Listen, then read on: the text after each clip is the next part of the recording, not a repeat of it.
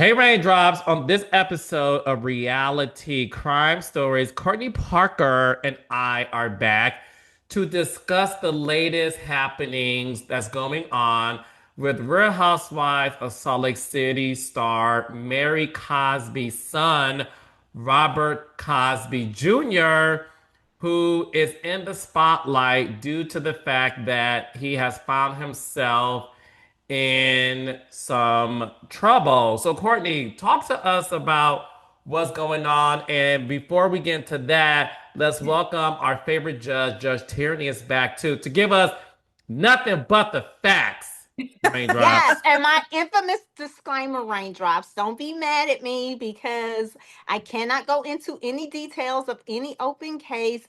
I am only here to explain the legal system and how laws are applied. I am not here to give you any opinions or legal advice. So please do not be mad at me. Have a merry, merry holiday. And there you have it. So, Courtney, talk to us about what's going on with Mary's son, Robert Cosby Jr. We all watched the show, and we Yep. know that he was dealing with some addiction, but he did find himself in some criminal trouble. What's the latest? Listen, Carlos, I have been pushing for this since I first read about it, since news just broke about it, because I have been following this family and all the scandals since the Real Housewives of Salt Lake City aired, and they got on. This is a near and dear topic to me because just having been someone who grew up um, in a very faith-based family, my mom is a preacher's kid. My grandfather was a Southern Baptist preacher. I've been in the area of faith and faith-based stuff and surrounded by, not in my family alone, but just working in and with high society, faith-based families. I have been keeping a real close eye on this. So when I found out what was happening kind of behind the scenes with Robert Cosby Jr., and him attempting to, break into his father-in-law's house, the domestic violence charges against him, and then this latest thing with the him trying to break in through a doggy door. I was like, we absolutely have to talk about this, but more so than just the crimes that he's pled guilty to, and we'll get into all of Hmm. that. But just the dynamics of what makes somebody that grows up um in the reality scene, but not reality characters. They're thrown into the spotlight by way of their parents or their mom. We've seen it happen so many times, and we, as producers of reality TV, don't really get to tell the stories of the characters behind the characters. And that's why this reality stories episode is so near and dear to my heart, because there are these kids and young adults become sometimes casualties of circumstances, and that's what I feel has happened here with Robert. So to break things down, on September 6th and 7th in 2025, Robert Cosby Jr. was arrested after allegedly attempting to break into his father-in-law's home through a dog door, allegedly assaulting a person on the property, allegedly refusing police commands, and allegedly violating a protective order connected to his estranged wife. Charges were filed: criminal trespass, assault, failure to comply with a lawful order, violation of a protective order as well.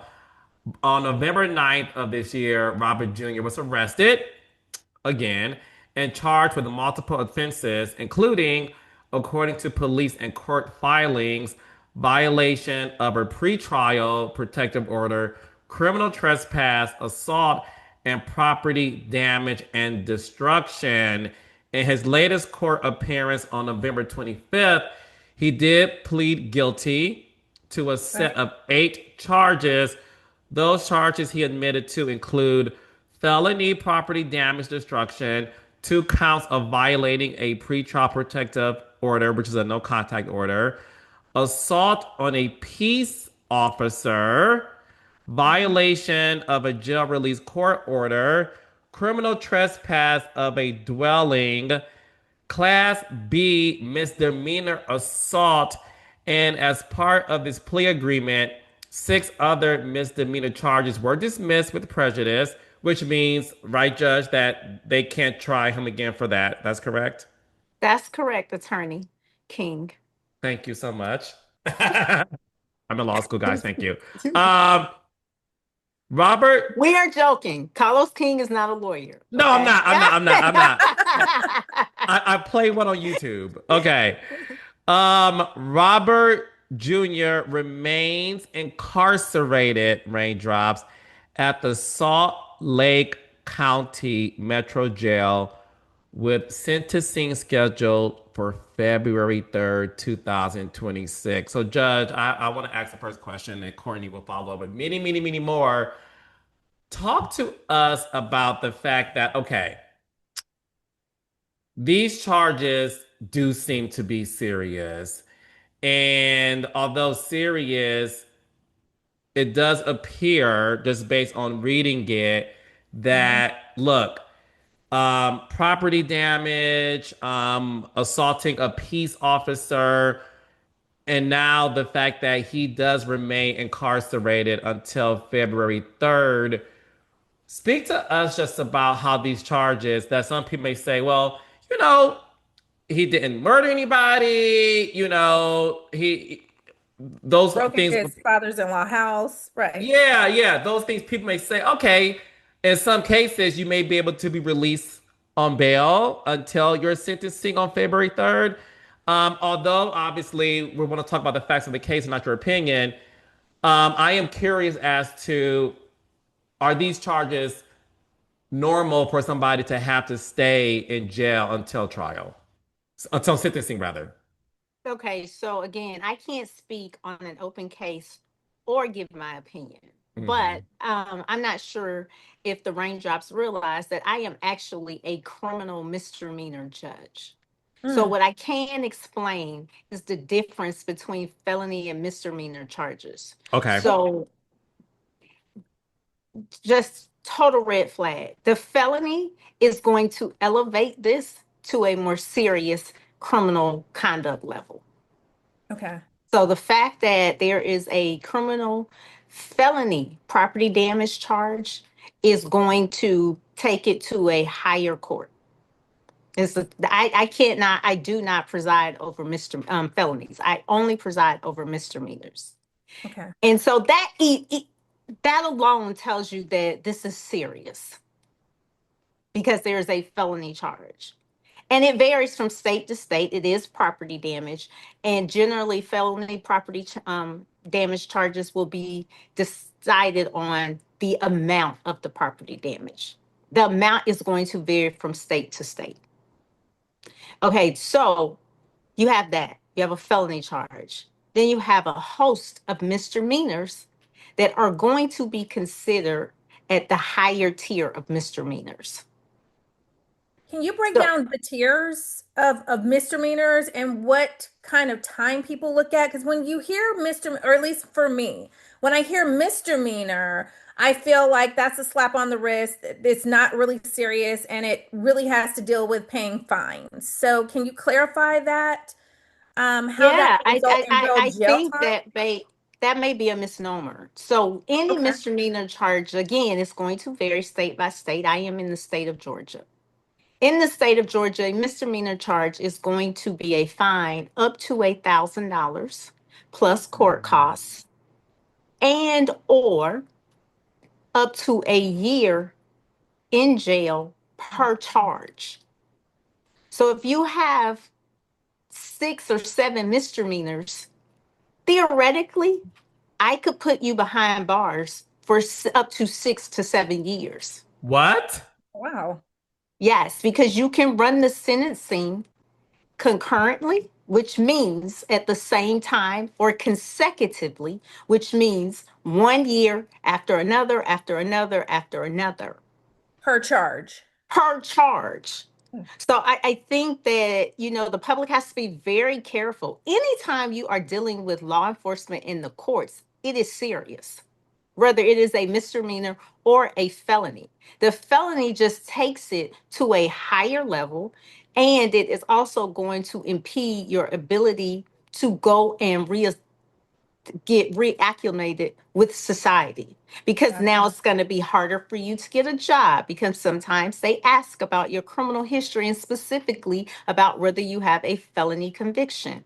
It's going to be harder for you to get into college. It's going to be harder for you to rent an apartment. These are all things that impact not just what you have to deal with in the criminal system, but also once you are back in society. So it has a lot of collateral consequences. The felony is definitely going to up the ante. Hmm. The fact that Wow. he's pleaded guilty, and he's assuming responsibility, and this he really is a first time offender, not first time being arrested, but first time offender. This is all of it is connected to his soon to be ex-wife. Um, would this be considered a family court thing or no? Whenever there is an assault or domestic violence between spouses, how can you break down to us what that looks like? So the charges that you all have listed are all criminal charges. That Okay. means Mm. that you are going to be in a criminal court, Mm. period, point blank, full stop. There is no other court. There is no, we can go to civil court or family court. No, you're going to be in front of a judge who is going to determine your conduct based on the facts and the law. Okay. And I want to make a point because, again, I know nothing about this case or these people. But I want to be clear, I'm not sure that this is the first offense, because based on the charges that you listed, it sounds like there may have been a violation of a standing order from a previous case. Which makes sense because on September 6th is when he was arrested first. And November 9th, which is 2 months after what appears to be the first arrest, he was arrested again. So maybe the For reason similar why, things. yeah, for Right. similar things. So to your point, Judge Tyranny, um, he's been arrested twice within 2 months for so the first time he was arrested, just to reiterate, it was attempting to break in, assaulting a person on the property, refusing police commands, and like you said, violating a protective order. So his estranged wife, it appears, had allegedly a protective order against him that he violated. So the reason why, to your point, this is becoming not becoming it is a criminal situation is because there's been what it appears to be multiple violations that led to this. That is correct. And I think I heard someone mention maybe a DUI, which is also a criminal offense. Right. All of it has stemmed from there is dispute within this marriage. Um, she's now filed for divorce as a result of this constant harassment and domestic abuse. Um, but he is, it's all stemming from kind of the same, like this is a continual dispute between a young husband, and a young wife. She went home to be with her parents, and he is fighting for his life to get his wife back. Um, And I don't want to keep correcting you, but I can't help it. It was a dispute right, between a couple. right. Once there is criminal activity, it is now a matter that falls within the criminal justice system. I'm not disputing that. Yes, no, I'm making that. I want the public to understand Right. how easy it is to elevate a private matter to a Hmm. criminal matter. Okay. The reason why I wanted to touch on this, though, is because if anybody has been following Mary, her husband and her family, I want to give context to why I have so much empathy for Robert. And there is a huge documentary that I'm anticipating and waiting with bated breath to watch that's coming out January 1st on Mary Cosby and her husband. I want to give the raindrops some perspective and why I've been following this for forever, uh, begging Carlos to cover it every step of the way. Wondering, are you and Mary friends, Carlos, as to why you've handled this with kitten gloves? I Uh, handle all of it with kid gloves. No, the thing is, no, I met her and she's lovely. She's nothing short of lovely. And Courtney's gonna get into some allegations right. that her church is doing in a TLC special as well. I want to add to what Courtney and Judge Tierney has said. So, in terms of the wife has since filed for divorce. Robert Jr.'s attorney did tell people, and Courtney, this is a segue to you. Robert Jr.'s attorney, first of all, Robert Jr. is 23 years old. Yeah. So I do want to add some context to that. His attorney told People magazine that Robert had trouble accepting his marriage to his wife was over and has now accepted responsibility for his mistakes. His attorney said, I quote, his parents, Mary and Robert Sr., were his example, and they've been married for 27 years. Robert was slow to recognize and accept that his marriage was over and continued to connect with his soon to be ex wife. He has now accepted responsibility for his mistakes, and that's the reason why he has pleaded guilty to several misdemeanors. So, Courtney, I didn't want to talk about, so, his parents, who his lawyer is saying were his examples of why Right. he wanted to fight for his marriage because they were married for 27 years. But in case the raindrops don't know, talk to us about the sort of controversy regarding Mary and her husband. And her husband, his father. So this goes back to Mary being married. She entered into a marriage with her step grandfather. That was married Judge to Tierney, did you know that? No. Okay, I was Robert waiting for your Jr. reaction. And it gets weirder because Mary has allegedly long insisted that the marriage was arranged by her grandmother. And although the public's reaction was explosive, I'm sorry. I'm sorry. I'm sorry. yeah, yeah, Was it, was the grandmother attached to the grandfather? yes. Okay. So just so we're, but I want to make sure. I mean, Courtney, you already said it. I just want to No, reiterate it. go ahead. For the judge can know. Mary married her step grandfather. Step So grandfather. it's not her blood grandfather. And like Courtney said, Mary did say that it was the wishes of her grandmother Grandmother. when she was passing away. Hmm. And so, although they've been married 27 years, Robert Jr. has been brought into a marriage to family. So the family dynamic of this is just strange. Couple that with a church that is alleged to run like a cult. And those are not my allegations, those are alleged, so much so that there's a documentary coming out of it. And we followed these stories and these allegations in real time. So he grew up in a household where marriage itself was globally scrutinized, accused the family, Mary's family and Robert Jr.'s family, has long since said Mary is delusional and has rewritten the history benefiting financially from the church.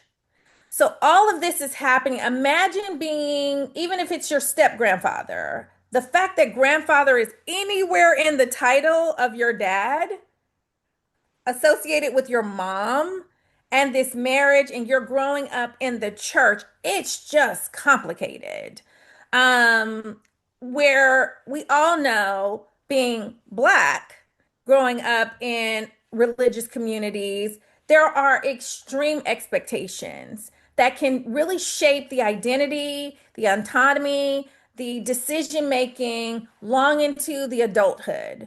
So that to me is where I wonder, Judge Tierney, and I already kind of know your answer, but I'm going to ask it for the raindrops just because we all have some of the same Because questions. you like making them mad at me. Go ahead. You look so pretty today. I'll let you get away with it. Does any of that factor in when, and I know you preside over misdemeanor cases, but just in general, when you factor in upbringing and lawyers introduce that there are mental impacts on them, emotional impacts on them, is empathy ever factored in to the crimes and the charges themselves? This guy is 23. So although he's an adult, um, we all know, being mothers, that our 20-year-olds, I have a 21-year-old, it's such a young adult stage. Where does the court leave room for, I'm just going to say it, since we're talking about religion, grace? And is there any grace given when circumstances that he's accepted come into play?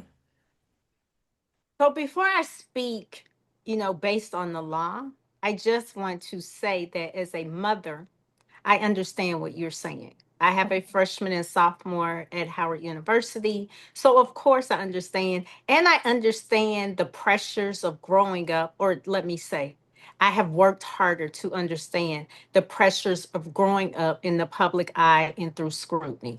Because I may not be on reality TV, but I am a judge who has been in and out of the news for many Right. years. And my children have even been subjected to that in their teen years.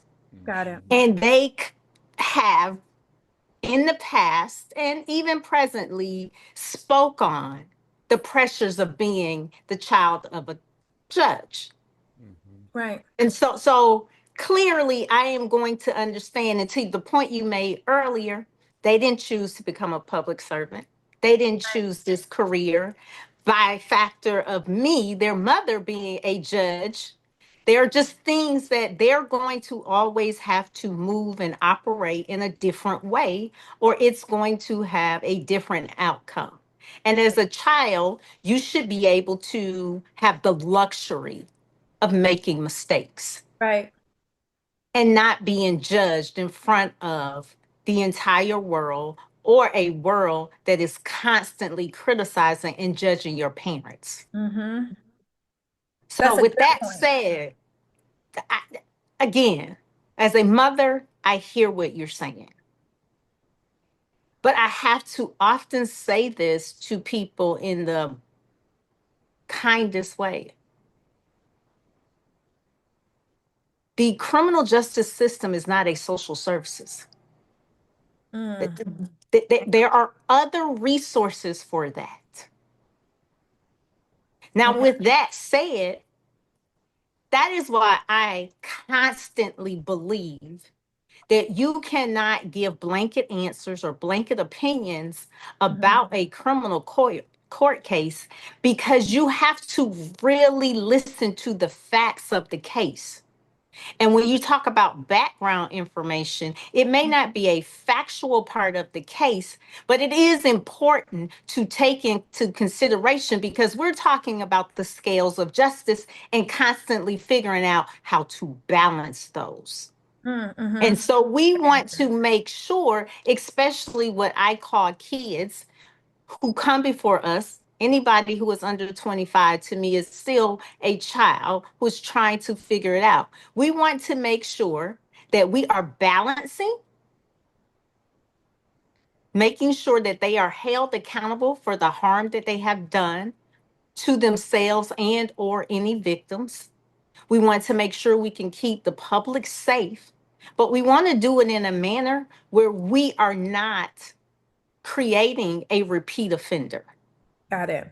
And so in those instances, we do have some programs that are at the court that may be offered, that may be available, and sometimes they are optional and sometimes they are mandated. So if you have a substance abuse problem, I may give you the option to go to treatment initially instead of jail time because you made decisions under the influence that were outside of your normal decision making. Making. Got it. However, if I have given you that chance, or you say, I don't want treatment, again, we are not a social services, we are a criminal justice system. I am going to use the law and apply it under my authority. And what is that? Again, $1,000 fine and or up to a year in jail. Got it. So the lack of emotional modeling, the lack of safe communication, the exposure to public ridicule, childhood shaped by commentary, memes, and scrutiny of his mother and step grandfather, father. And I said it just like that, and I meant it just like that because that goes into the public scrutiny. Um, has no real bearing on his criminal actions. They have no bearing in the sense of the criminal justice system when you apply in the laws. But again, the background information, and that is why it's always good to have an advocate. These are the facts that a lawyer will explain to the court and then try and offer an alternative sentencing to help address these issues, hold that person accountable, but again, make sure that this person will not do any harm to the public and or themselves. And again, I am not being callous. You know Right. my No. story, Courtney. You know I am the daughter of a junkie. I grew up in a bad situation. Right. The legal justice system does not give excuses for growing up in a bad environment. Right. We can only apply the law to the facts of the case. And I think that your heart can go out to this person, certainly. And a lot of times when people are defending the actions of young people or people they do not believe should be punished in a certain way, again, they forget that they are victims. Got it. And so, as a judge and as a court, we again have to balance the scales of justice, not just to what is fair to the defendant, but what is fair to the victim, what is fair to the public. Got it. I'm going to ask a question to you, Carlos, because this question is often asked of me. As a reality show producer, when you're creating shows, and I know, listen, I know Carlos personally, and as from producer to producer, Carlos, and I he knows this, and the Raindrops may not know this. When I was working with Carlos on Hollywood Divas, one of my big things that Carlos asked me was, are you going to be available? And I said, I will be available whenever you need me. However, I am a mom and my daughter comes first. So I will work as hard for you as I can and give you everything I got.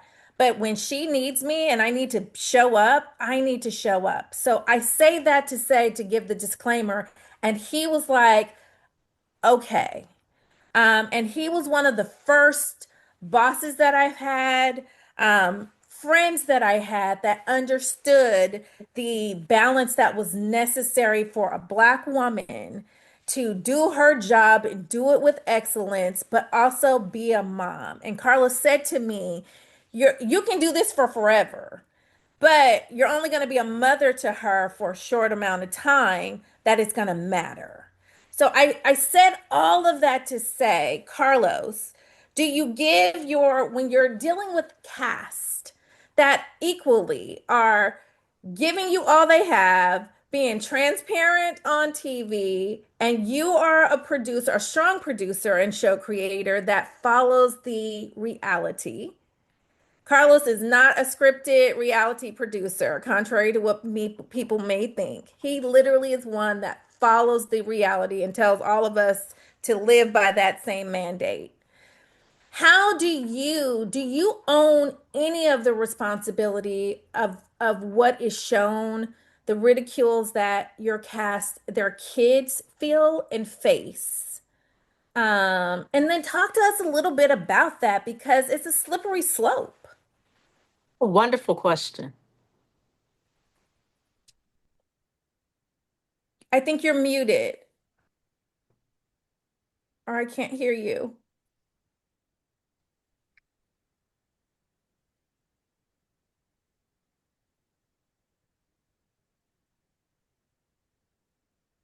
We can fix Am this I in a minute. back? Yep, you're I'm back. back. Okay. Yep. First of all, thank you for that.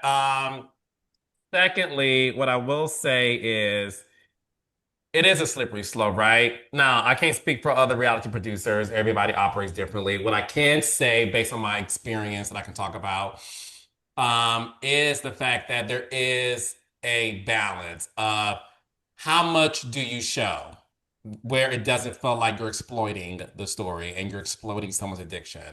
So when it comes to me, anything dealing with minor kids, and that obviously that means kids under 18 years old, that to me is at the courtesy of the parent and the child to agree. Well, the parent.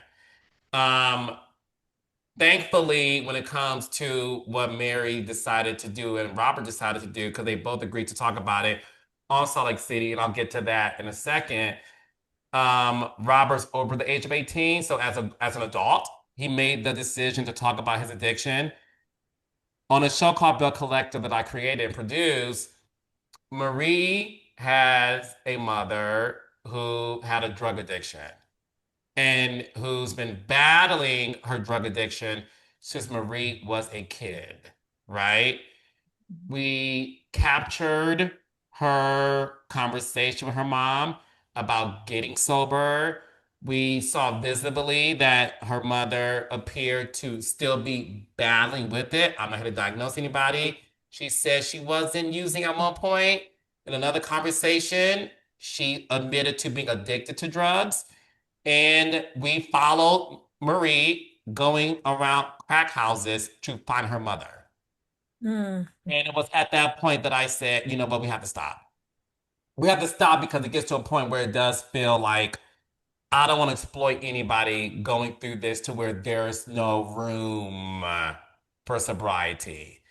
And I think mm, that's when you have to make the decision of, is there room for sobriety to where this can be a heroine story, right? Like this person survived addiction, which I would love to tell that story. That wasn't the case, and we ceased filming with her mother until prayerfully she gets better. okay. When it comes to Robert Senior, I mean Robert Jr. was what is interesting is the fact that, I'm um, sorry. Can I make one comment? Like, please, of course. yes, I'm getting a little emotional. As the daughter of a junkie, Hmm. I wrote a Can you whole give book about. context to that? Can you give us a context? Because you're saying it and the raindrops may not know how deep that goes. So I wrote a book about my childhood growing up with a father who has been addicted to crack cocaine since 1978. He still struggles with his addiction to this day. Mm. By the grace of God, he is still alive to struggle. And what I wanted to say is, I want to give you kudos for making sure you didn't go too far, but more importantly, as the child of an addict, I want to give you kudos for sharing that story. As hard as it may be, I am so happy to see that you are not running from the story, because we have to share these stories more often to humanize and show that it is a struggle. Addiction is a disease. And Yes. yes, she may have been clean when she said she was clean, but it is an everyday, one day at a time struggle, and they relapse. But the story is not how many times you fall down, but how many times you get up. And I thank God that my father continues to get up. So I don't want you to be so hard about sharing that story, because it may sound really harsh, but I went and looked, and my sister and I talk about in the book, at 9 years old, I'm negotiating my father out of a crack house at 9. Wow. And it was not a big deal, which is Mm, why I wrote about it, because I wanted you to understand it doesn't matter if he's in a crack house. I'm going to look for him. I still love him, and I am still going to root for him to be okay. right, So I don't want you to be so hard on yourself about that, because the more we share these stories and we show the real life stories, right, not just of the parent, but of her child who has Yeah. gone on onto the Bell Collective, who has successes within her own right, Yeah. despite her upbringing. And Yeah. right. that is the outcomes we have to continue to share. And I apologize for getting so personal today, but I Oh, appreciate you all indulging me. But I mean, you spoke to my spirit, and I am not a person who generally runs from that when it right. happens. No, I'm glad you And, shared that because it mhm, is what you said. Listen, the beauty of reality television that I love, this and the raindrops know this. I love following real stories because right. I feel like everybody can relate to a person on these shows and their backstory. And like you said, my intention was this is relatable. You know, a successful woman who, you know, Marie owns her own practice. She's a doctor. And she deals with mental health and she deals with addiction as a mental health provider. And to know that courtesy of her entering that career had a lot to do with her mom still battling the addiction, I think that's just something that's relatable. And again, the reason why I ceased production is because I wanted to let the audience know, like, we're going to follow the journey, but I also didn't want it to be a situation where Hmm. possibly, her mother may have enjoyed the attention. And maybe the Right. attention of the Hmm. cameras result in some dangerous things too. So it is a fine line, but we definitely want to talk about it. And that's why with Robert Right. Jr., he talked about his he suffered through drug addiction.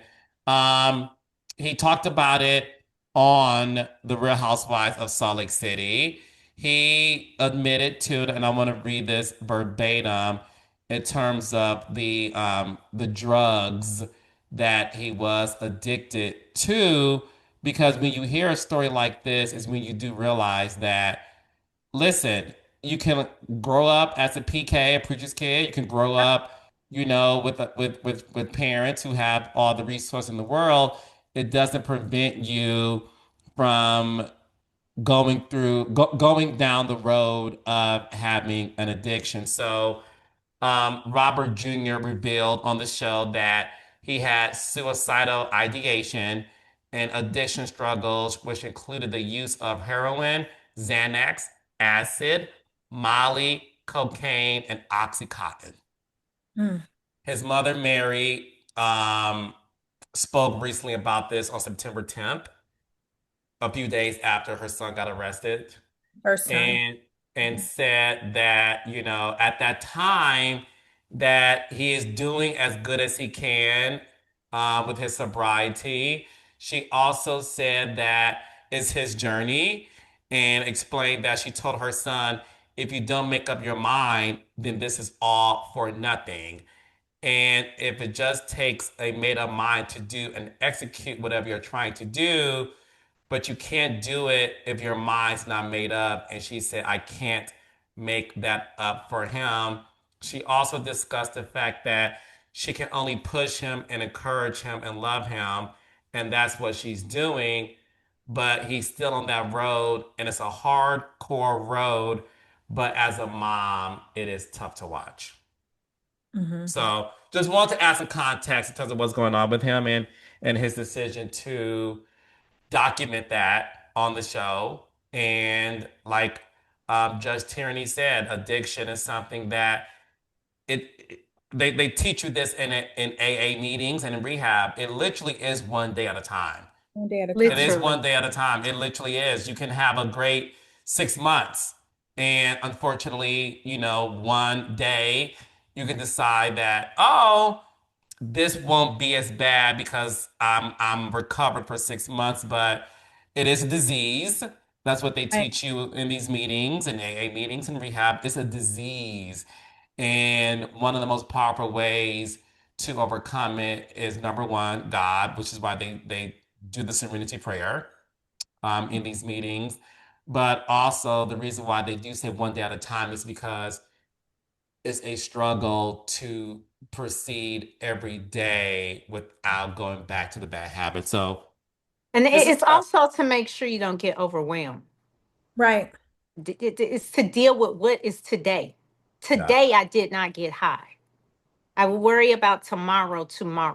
Because when you have Hmm. addiction behaviors, when you start thinking about the future or Yeah. tomorrow or next month, then it is overwhelming and it makes you not think about what is it directly in front of you right now. And so I've been in more NA meetings than most addicts because I grew up in them. Right. Do we think, because one of the public scrutiny as of today, as of yesterday, when I was doing my research, is how silent Mary has been. Even though she gave that statement and said this is his journey. Um, are we surprised that she's been silent and non-vocal now after the second arrest? Well, I think this. I think based on the fact that so the statement that I read from her was September 10th. He pled guilty on November 26th. Hmm. So she hasn't spoken out since then, at least publicly. They did Right. tape the reunion for Salt Lake City. I believe it was last week, if I'm not mistaken. So I'm assuming she spoke about it on the reunion that's upcoming. But I think my opinion, I think for Yep. her, just based on watching the show and what she said in September, I think there's only so much more you can say Okay. about the fact that it's his journey. And Right. as a mom, she's trying her best. Yeah. And I just think she's doing her best trying to be there for him. But the idea that her son is sitting in jail until February 3rd during the And and Pretty holidays. hard. and to ask my own question, why does she need to say something? Why does she owe that to anyone? This is a private matter for her. It is not a criminal matter for her. This is her child. This is very personal and private. And she is doing her best to help him get through that. So why would it be necessary? Why is there an expectation for her to say anything? Well, I think, and again, in all fairness, not necessarily that I agree, but I often say to people, when you make yourself public figures, by way of anything. You invite people into your lives. We're following your reality. There's not necessarily an off switch, which I, as a producer, I feel is not necessarily fair. But when you sign up to be on reality TV and you're exposing your life, that comes with the good, the bad. We want to know everything about you because that's why we fell in love with you. We follow you and we feel entitled as audience members. We feel entitled to our opinions. We feel entitled to it's I'm always fascinated by people who blow up. You run to the internet, You do all this stuff on TV and then you ask us to respect your privacy during this matter. Oh, heck no. We're not respecting anything. We want to know what you know because you have fed the beast and now the beast is hungry for everything. Now, again, I'm speaking for volume because when I'm asked that question as a producer, my humanity is like, this is why I probably couldn't do reality TV because there is really no off button, especially if you're as popular of a personality as Mary is to this franchise. Like, every part of her life has been on display, particularly when TLC is doing a whole special, an expose on this cult church that they're alleging, this weird behavior, you marrying your step grandfather. Like all of that sets you up for us to want to know more.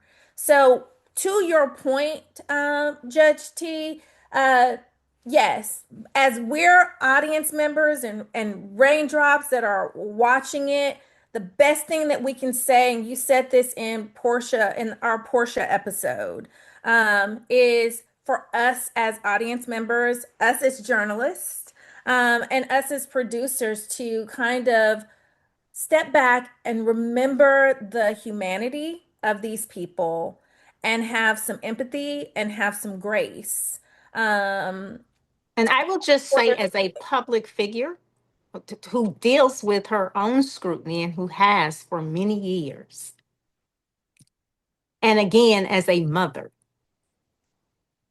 I do believe that within boundaries, I am fair game. mm-hmm, I do not believe that applies to my children. mm, And so I am just saying that we all have limitations and boundaries. And if I have given you so much, you just gave me, she shared everything. mhm, Clearly, she's okay with sharing. But the one time that she does ask for some privacy, it seems like that we should respect a boundary and a limitation when it comes to someone's child.